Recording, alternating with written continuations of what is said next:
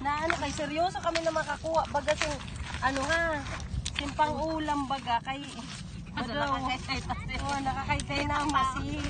So guys, ganito natin bibinyagan yung taga Marikina na napadpad ng utabi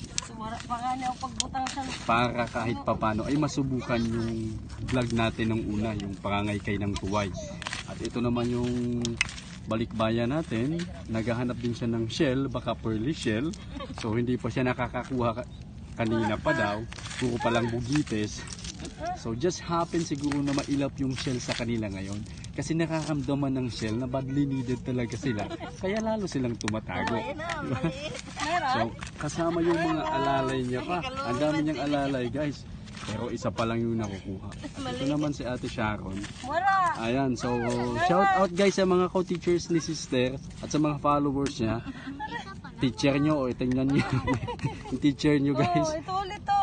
So ayan, so isa lang eh. So guys, sihit tsaka yung iba yung shell na nakukuha niya. Yung hindi kilala. Okay. Ayan, so mayroon na din mga iilan-ilan. Ayan. Okay, tapos yung iba na andun sa tumpok na yun. Meron? So guys, nagtulong-tulong na sila kasi kailangan nilang mag-join force para dun sa shells.